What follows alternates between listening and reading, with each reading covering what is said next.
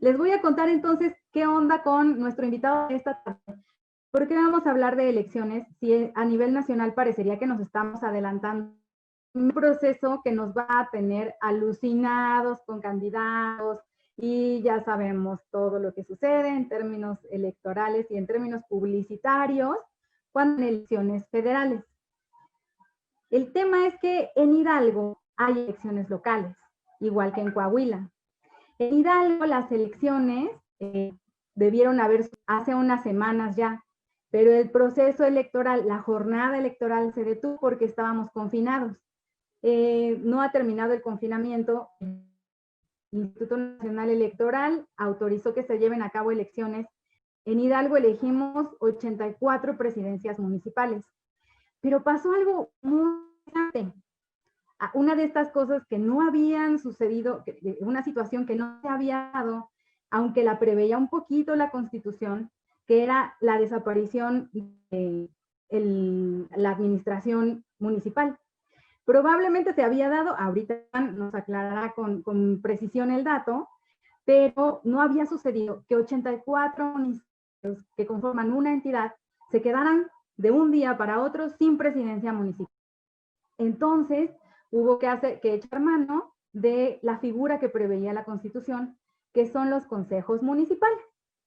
Entonces, esto nos mete de lleno a un tema, al tema que vamos a platicar ya con nuestro experto en Derecho Constitucional, y a quien le vamos a preguntar, ¿qué onda con quedarse sin gobierno? ¿Qué significa que no haya, por ejemplo, en Tulancingo, de donde eres tú, Iván, en Pachuca, donde está Elementum, y en el resto, en los otros 82 municipios de Hidalgo, no hay en este momento presidentes municipales? ¿Eso qué significa? Cuéntanos. Hola Maite, mucho gusto en saludarte, mucho gusto en saludar a todas las personas que se estén conectando. Es interesante la forma en la que realizas el planteamiento, me ha agradado bastante la presentación. Bueno, quiero comenzar primero diciendo acerca de estos consejos municipales que se encuentran contenidos en la fracción primera del artículo 115. Esta fracción, en una segunda parte, va a hablar acerca de la suspensión y desaparición de los ayuntamientos, así como la suspensión o revocación del mandato de algunos de sus miembros. Esto hace posible afectación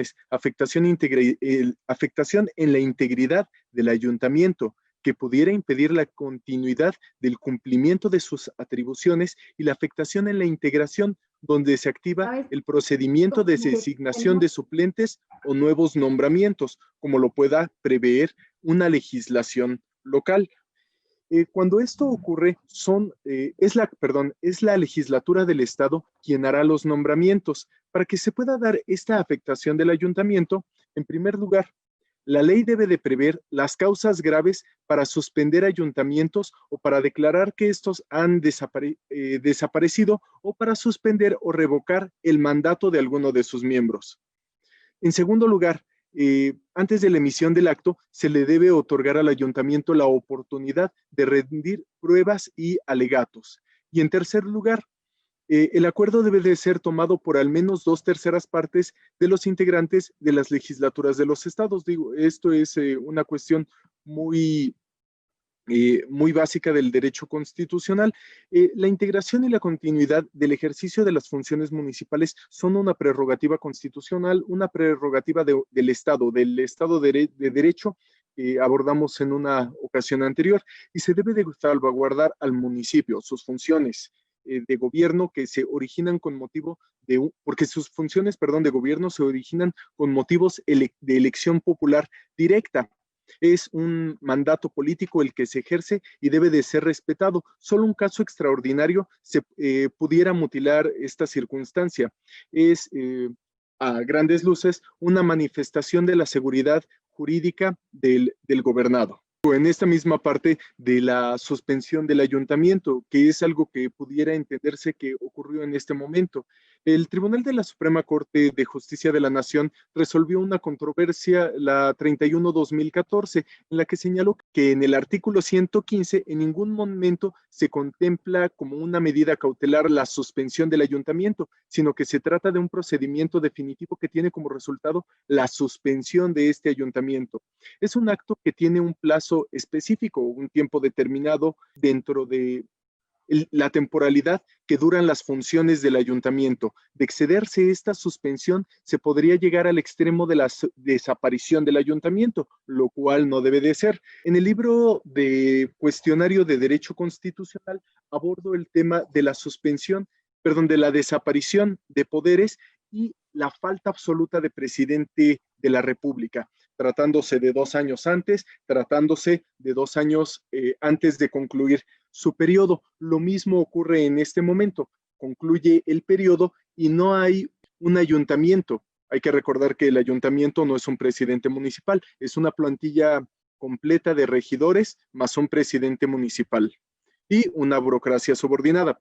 Ahora bien, si se deja de desempeñar el cargo, el propio artículo 115 indica que los titulares serán sustituidos por los suplentes y si conforme a la ley no entran en funciones, es decir, que acabó el plazo constitucional para ejercer el cargo y no se pueden celebrar o no se están celebrando nuevas elecciones, las legislaturas locales designarán a los consejeros municipales que ejercerán las funciones propias del cargo. Esto es un constitucionalismo general, no es constitucionalismo del estado de Hidalgo, propiamente dicho, pero a través de ese se va a dar toda la legislación. Entonces, te pregunto como para aclarar, ¿cuál es la diferencia entre suspender y entre que un ayuntamiento esté suspendido y desaparecido? En Hidalgo, ¿están suspendidos o están desaparecidos los ayuntamientos? Bueno, la suspensión es cuando por una orden del Congreso de la Legislatura del Estado se detienen las funciones de algún miembro del ayuntamiento o de todo el ayuntamiento, pero esa es una orden. La desaparición es cuando quedan inactivos. El ayuntamiento tiene una vigencia, las leyes del Estado de Hidalgo dan esa vigencia. Entonces, no se puede prolongar el periodo. Por eso mismo entraron los consejos, terminaron sus funciones, entró un consejo, desapareció el ayuntamiento. Y entonces tenemos 84 municipios desaparecidos. ¿Cuál es su situación legal? Viven en una situación extraordinaria, pero lo que se hizo fue que el Congreso del Estado designó consejos, fueron integrados por 5 personas que desempeñarían esta función del ayuntamiento y tomarían las decisiones propias del ayuntamiento, incluyendo esperar a que se hiciera la convocatoria para las nuevas elecciones, que tendrán su fecha de verificación el 18 de octubre. Van a continuar funcionando con normalidad, con una nueva burocracia posiblemente, o se pueden quedar con la burocracia que estaban trabajando. Se está haciendo el proceso de entrega-recepción, una de las facultades que tiene el municipio en general. Bueno, estos órganos, que son los consejos, ¿podrían tomar decisiones mayores o nada más tienen que, como que estar administrativamente, tienen el permiso de dar seguimiento a los servicios y así? ¿Y cómo fueron designados? ¿Quién dijo, ahora el consejo es tal? Bueno, respondiendo primero la segunda pregunta, el consejo fue una propuesta que se hizo al Congreso del Estado y este resolvió quiénes serían esos miembros. Las funciones del municipio son más amplias. Hay un catálogo en el artículo 115 de cuáles son estas. Este artículo está compuesto por 10 fracciones, 2 de ellas derogadas actualmente, la 9 y la 10, que sería importante, la facultad atribución reglamentaria del municipio. El contenido de las leyes estatales debe orientarse a cuestiones generales, sustantivas y adjetivas que den un marco normativo homogéneo a los municipios de un estado sin intervenir en cuestiones específicas de cada uno. Y las competencias reglamentarias municipales solo deben abarcar aspectos fundamentales para su desarrollo, es decir, les corresponde a estos emitir sus normas específicas dentro de su jurisdicción, pero sin contradecir las bases generales que van a estar dadas por las leyes estatales o las leyes federales. El artículo 115, en su fracción segunda, en los incisos A y E, otorga a las legislaturas las atribuciones en materia municipal. Son dos: emitir las bases generales necesarias para conferir una homogeneidad básica al gobierno municipal para establecer lineamientos, es decir, qué pueden y qué no pueden hacer, y puede emitir disposiciones de detalle sobre determinadas materias en los municipios que no cuentan con una reglamentación propia, pero que será utilizada de manera supletoria únicamente. Es decir, que si el municipio cuenta con su reglamentación, no la va a utilizar, o que si tienen una laguna, van a utilizarla.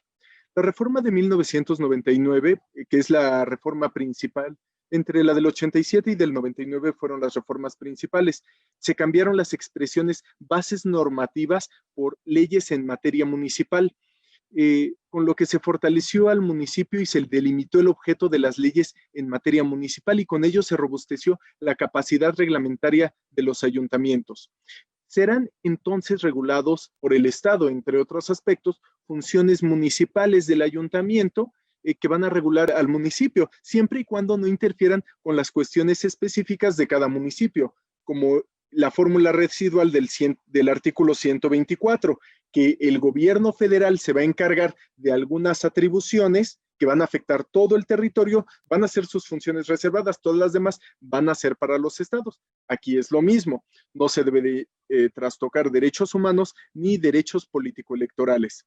Las leyes estatales en materia municipal pueden ser muchas. Por ejemplo, las normas que regulan la población de los municipios en cuanto a su entidad, pertenencia, derechos, obligaciones básicas relativas a la representación jurídica de los ayuntamientos, las que establezcan las formas de creación de los reglamentos, bandos y demás disposiciones generales del orden municipal y su publicidad, rendición de informes por parte del cabildo, etcétera. Por el otro lado, los municipios van a poder expedir normas reglamentarias.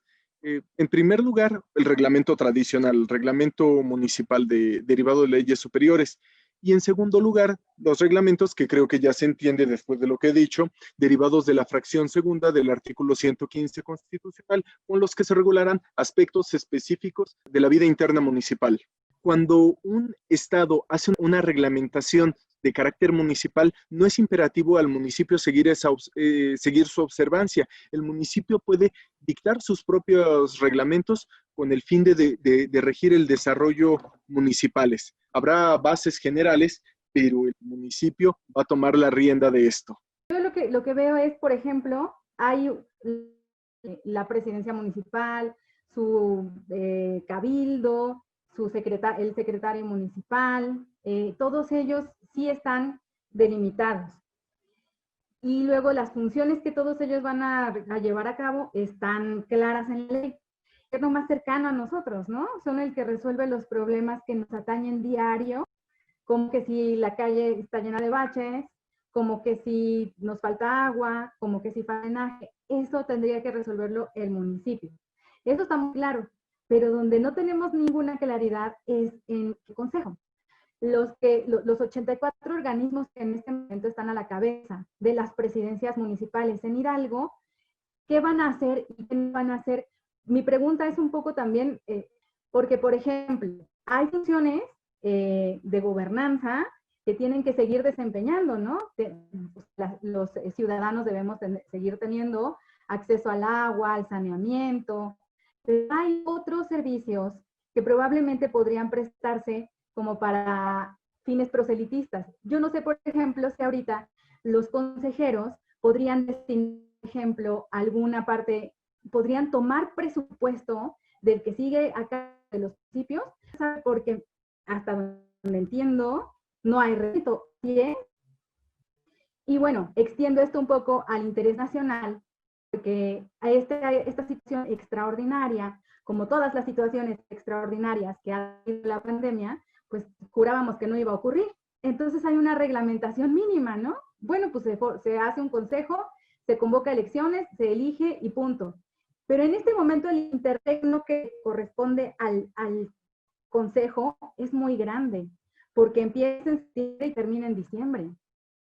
Septiembre, octubre, noviembre. 3 meses podrían decidir lo que fuera, o quién frena esos consejos municipales.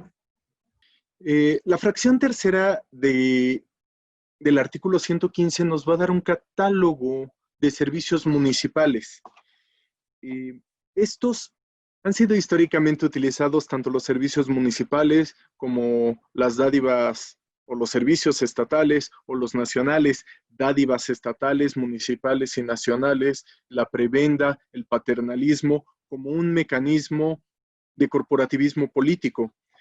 Serían cuestiones que se prestarían pues a la corrupción de la institución, porque el otorgar agua potable y alcantarillado, alumbrado público, el servicio de limpia, mercado, central de abastos, son cuestiones de obligación del municipio. Finalmente, cuando uno vota, está votando por quién va a ser el gran administrador del municipio, la planilla que va a administrar al municipio, con miembros de otras planillas que van a hacer un ajuste político para que tanto los partidos tengan representatividad como que las personas que votaron por los otros partidos tengan esa representatividad. Sí se puede prestar cuando está corrompido el gobierno o cuando las personas que están dentro de los espacios hacen actos indebidos. Se me ocurriría en este momento que el titular de alguna dependencia, para mejorar el área de un particular, empezara a vender a través de la presidencia sus servicios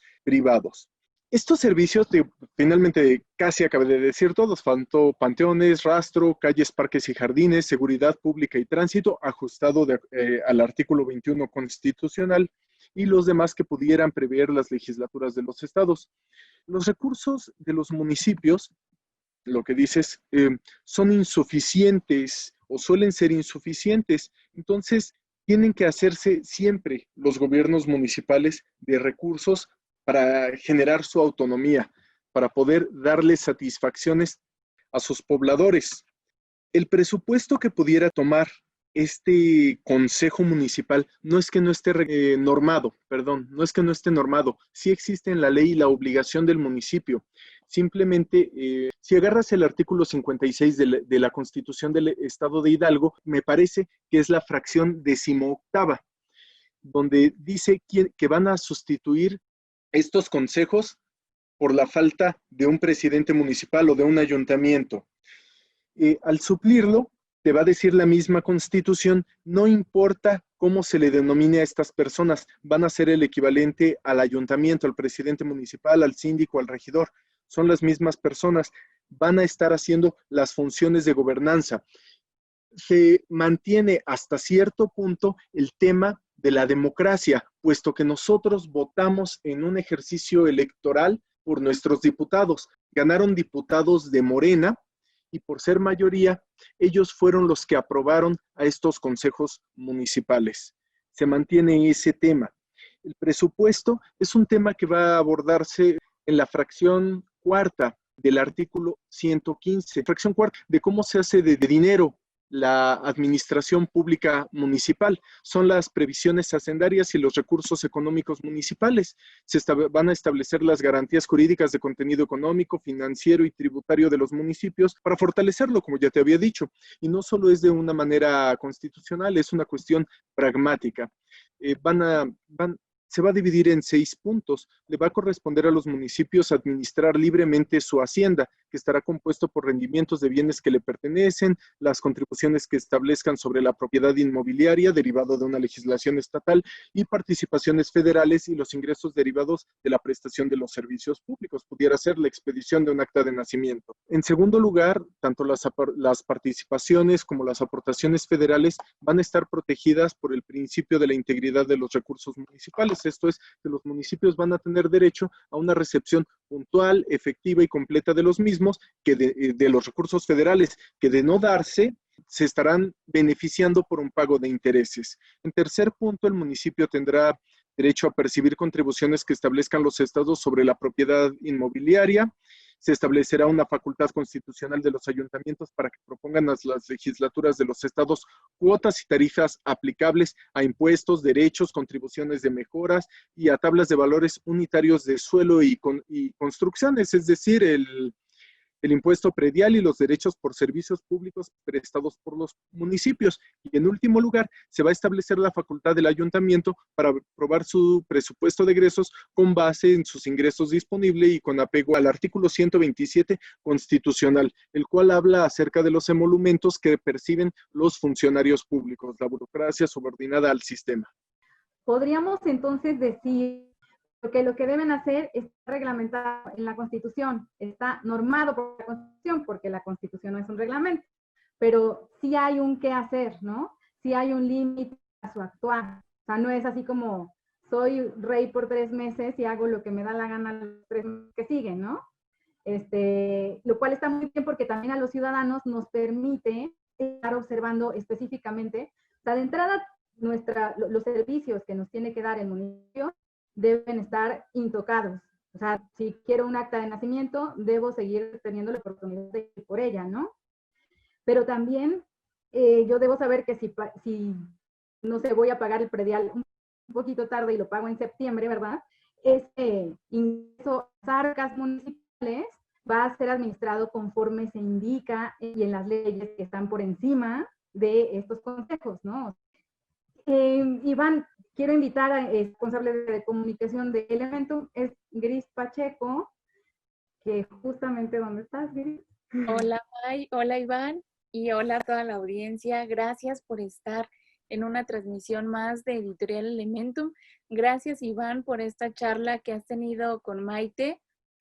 Me parece que ha sido muy interesante y además muy educativa para todos los ciudadanos que en muchas ocasiones no conocemos o no sabemos cómo se dan los procesos electorales, y ahora con esto de la pandemia, pues que nos quedamos, como decía ya Maite, y como todos los hidalguenses sabemos, sin alcaldes, y ya no supimos pues a quién recurrir. Y me parece muy importante el que podamos estar hoy aquí platicando contigo como experto y que la audiencia se entere de cómo funciona este tipo de procesos que nos atañen a todos los ciudadanos, y que por supuesto Elementum, pues al editar un libro como el tuyo, pues pone de una manera muy sencilla el derecho constitucional al alcance de todos. Y preguntarte qué onda con las próximas elecciones. Desde el punto de vista constitucional, ¿se tendrá que cumplir el periodo previsto por la Constitución o se le tendrán que recortar 3 meses o qué va a pasar? La pandemia nos ha modificado todo y pues bueno, a ver, te preguntamos, Iván, ¿si le vamos a recortar 3 meses al proceso o qué va a seguir? Sí, se tienen 3 meses. Como decía hace rato, las leyes electorales se encargaron de hacer una nueva convocatoria. Ya está esta convocatoria que llama a las personas a emitir un voto, pero no solamente eso, también se invita a los representantes de partidos políticos, a los candidatos de los partidos políticos y a los candidatos independientes a participar en la elección. Ya el IE está trabajando en las funciones que tiene previstas para la elección de los próximos presidentes municipales. Entrando la próxima administración, también eso se va a adecuar a las leyes electorales. Va a ser de aproximadamente 3 años y medio el periodo que van a estar en funciones los próximos presidentes municipales, síndicos y regidores. Creo que vale la pena decir que mucho antes de que empezaran formalmente los procesos electorales de este año, del 2020, ya existía una lucha entre partidos y entre precandidatos. Supongo que esto se repitió en muchísimos municipios, independientemente del color. PRI, PAN, PRD, Morena, Nueva Alianza, partidos políticos locales, candidatos independientes que tuvieron la oportunidad de estar al frente de una administración, pero que fallaron por no poder cumplir las expectativas que representaban movilidad social y no poder hacer un estímulo económico popular, lo cual es muy importante, pues el municipio es emulando a un cuerpo humano, es una célula, es la unidad territorial más pequeña donde se desenvuelve el individuo. Y esta crisis del municipio no es permanente, no es algo como la crisis que se da en el país, porque una violación de derechos humanos nacional no es la misma que una violación de derechos humanos de manera municipal. Salen más rápido los temas y se aísla el problema. A nivel nacional, pues vemos que hay una desintegración social, que hay que las relaciones personales se han deteriorado, resultan extraños los individuos unos con otros, hay situaciones apátridas, e incluso esto se puede repetir en las administraciones municipales, que los presidentes o los ayuntamientos sean apátridas o desconozcan a su propio municipio en razón de un beneficio propio. Creo que este tema sobre el municipio se da porque hay una creciente pobreza, una pobreza injusta, una rapiña institucionalizada, una rapiña que se da por la corrupción de las administraciones, no por la corrupción de las personas. Hay una migración alentada por el desempleo, hay abandono del consumo local, y este panorama tiene oculto democracias dirigidas, democracias mediáticas, que serían realmente democracias contra el pueblo, cuando aparecen en un medio de comunicación nada más, una oligarquía competitiva, personas de una élite compitiendo entre ellos para tener el control del municipio, plutócratas, o personas que se han acercado a lo que llaman un padrino político esperando su turno para dirigir a un municipio, que son las realidades que podemos ver en muchas acciones gubernamentales de gobiernos municipales. Si podemos recordar, permítanme leer en la Constitución el artículo 39, dice: la soberanía nacional reside esencial y originariamente en el pueblo. Todo poder público dimana del pueblo y se instituye para beneficio de éste. El pueblo tiene en todo tiempo el inalienable derecho de alterar o modificación la forma de su gobierno. La ausencia de un pensamiento político crítico abre paso a las contiendas electorales que más bien parecen certámenes individuales, en las que algunos políticos buscan votos solo con formas y no con fondos, degradan la investidura de su aspiración, al tiempo que degradan a todos los políticos y a la misma ciencia política, desprestigian a las instituciones que pretenden representar y con ello también debilitan al Estado constitucional, al Estado de Derecho. Muchas gracias, Iván. Me gustaría preguntarte algo de Jorge Hernández, quien escribe: en dado caso de que se cancelaran las elecciones este 18 de octubre, ¿qué tanto tiempo se podría extender el cargo a los consejos municipales? ¿Indefinidamente? Hola, Jorge. No, de manera indefinida no.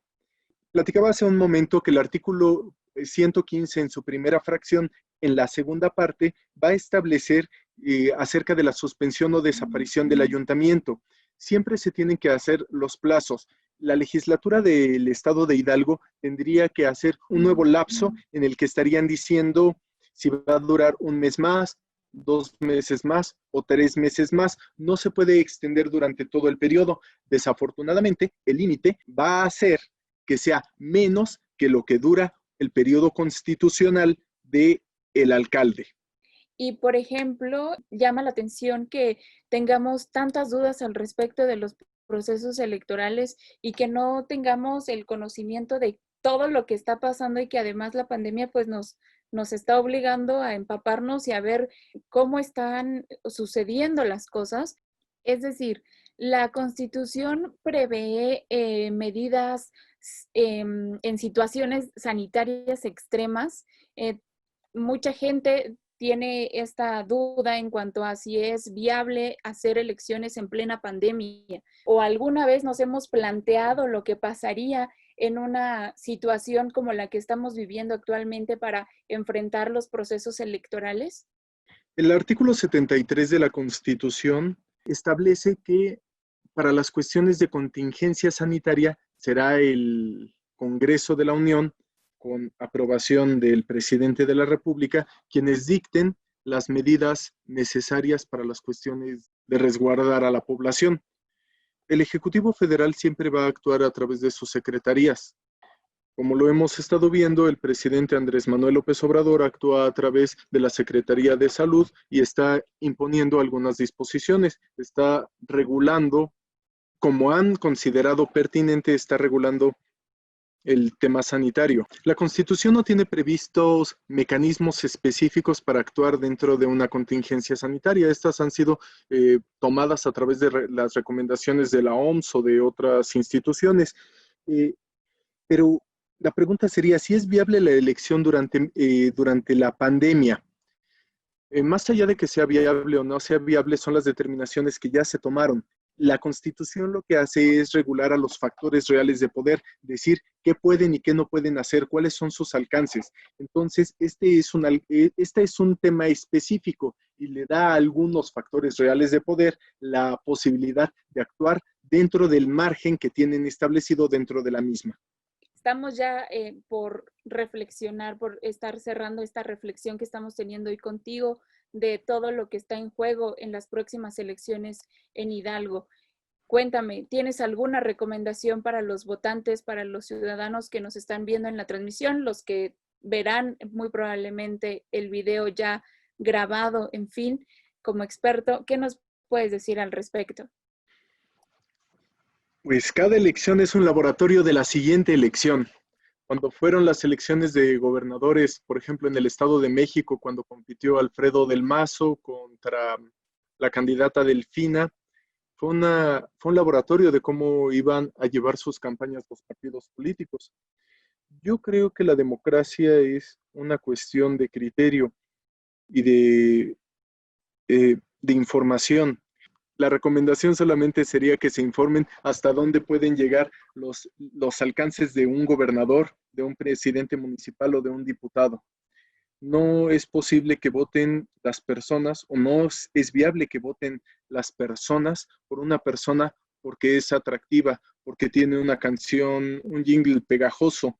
Creo que deberían de escuchar las propuestas, ver su viabilidad, ver que sean personas de buena reputación y que su ejercicio anterior, si es que lo tuvieron como políticos, fue acertado, y si no lo tuvieron como personas dentro de la vida pública, qué presencia han tenido. No guiarse porque sea un individuo divorciado o porque sea un individuo soltero, sino guiarse por su desempeño laboral, por sus prácticas sociales. Pero creo que el antecedente siempre va a sembrar la conciencia dentro de los individuos. Me parece bastante atinado tu último comentario y me parece muy atinado el poderle decir a la audiencia que tienen que sentarse a reflexionar sobre quiénes van a votar, sobre quiénes los van a representar, sobre cuáles son sus propuestas, sobre si las propuestas incluso que les hacen son viables, son realistas, o si realmente son solo palabrería. O sea, tenemos que ser un poquito claros y directos, y pues me parece muy, muy atinado. ¿Hay algo que te gustaría agregar, Iván? ¿Algo para ya estar cerrando este conversatorio? Y me gustaría dos cosas.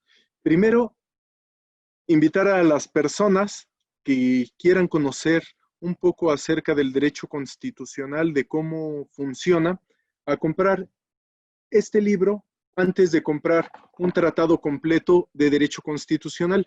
Esto los va a acercar al funcionamiento de las estructuras orgánicas, de las estructuras de nuestro gobierno a nivel federal.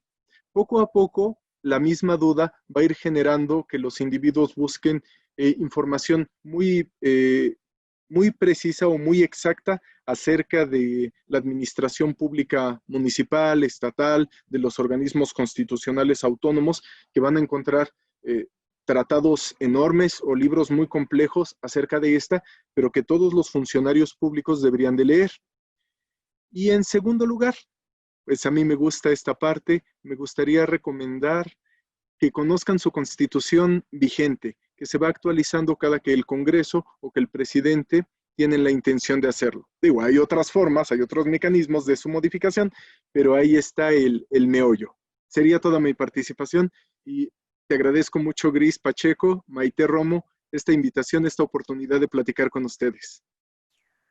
El hecho de ya tendremos que salir súper cubiertos, a lo mejor con guantes, entonces a lo mejor tengamos que madrugar un poquito para llegar a la casilla, ser de los primeros, llevar nuestro sanitizante para el momento en el que nos toque pasar a firmar nuestra boleta. Entonces, están ahí las recomendaciones, como dices, Iván, ya no es ahorita el estar pensando si es viable o no, y ojalá que en algún futuro no muy lejano podamos tener otra charla Muchísimas gracias, Iván. Muchas gracias a todos. Nos vemos la próxima semana. No dejen de entrar. Vamos a estar revisando, estrenando un libro maravilloso que se llama La imperfección del silencio, de María Elena Ortega. Va a estar por acá María Elena Ortega acompañándonos, platicando con Giovanni Cruz, el editor de Elementum. Va a ser una plática maravillosa. No se la pierdan. Aquí nos vemos dentro de 8 días a las 6 de la tarde. Nos vemos. Gracias.